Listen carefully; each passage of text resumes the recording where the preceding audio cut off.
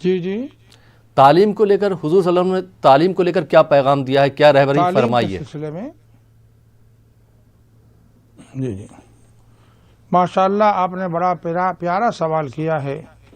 سیدنا محمد رسول اللہ صلی اللہ علیہ وسلم پر جو کتاب ہدایت قرآن مجید اللہ تعالیٰ نے نازل فرمائی ہے، اس میں سب سے پہلی وحی اللہ تعالیٰ نے جو نازل فرمائی ہے، اس میں قلم کا اور تحریر کا اور قلم و کرتاس کا ذکر فرمایا۔ اقرأ بسم ربک الذی خلق خلق الانسان من علق اقرأ وربک الاکرم الذی علم بالقلم۔ تو اللہ تعالیٰ نے پہلی وحی میں علم کا اور ذریعہ علم قلم کا ذکر فرمایا۔ اس پیغام میں جو سب سے پہلے اللہ تعالیٰ نے انسانیت کو دیا ہے، اس میں ایمان کا پیغام نہیں دیا گیا، نماز کا پیغام نہیں دیا گیا، روزے کا پیغام نہیں دیا گیا، حج کا پیغام نہیں دیا گیا، بلکہ جو پیغام دیا گیا ہے وہ علم کا پیغام ہے، علم کا پیغام ہے۔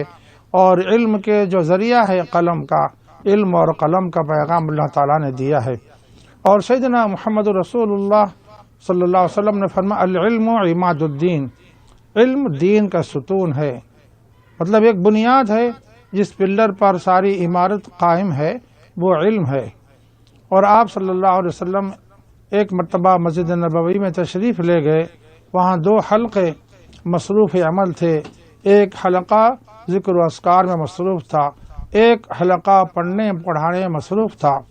تو آپ صلی اللہ علیہ وسلم نے وہاں دریافت فرمایا کہ تم کیا کر رہے ہو؟ پتہ چلا کہ ایک ذکر و اذکار میں مصروف ہے، دوسرے کے بارے میں تذکرہ فرمایا گیا کہ وہ سیکھنے سکھانے میں مصروف ہے۔ تو آپ صلی اللہ علیہ وسلم نے فرمایا تم دونوں بھی خیر پر ہو۔ پھر آپ صلی اللہ علیہ وسلم علم کے حلقے میں تشریف فرما ہو گئے اور فرمایا انما انا بعثت معلما، اللہ تعالیٰ نے مجھے معلم بنا کر بھیجا ہے، سکھانے والا بنا کر بھیجا ہے۔ اس حدیث پاک سے معلوم ہوتا ہے کہ علم کی کتنی بڑی اہمیت ہے۔ اور ایک حدیث پاک میں آپ صلی اللہ علیہ وسلم نے فرمایا خیرکم من تعلم القرآن وعلمہ، تم میں سب سے بہتر وہ ہے جو قرآن مجید کو سیکھے اور دوسروں کو سکھائے۔ یعنی سیکھنا بہت بڑا بہتر عمل ہے، سکھانا بہت بڑا بہتر عمل ہے۔ تو سب سے بہتر عمل سیکھنا ہے اور سکھانا ہے۔ اس سے اندازہ ہو سکتا ہے کہ اسلام میں علم کی کتنی بڑی اہمیت ہے۔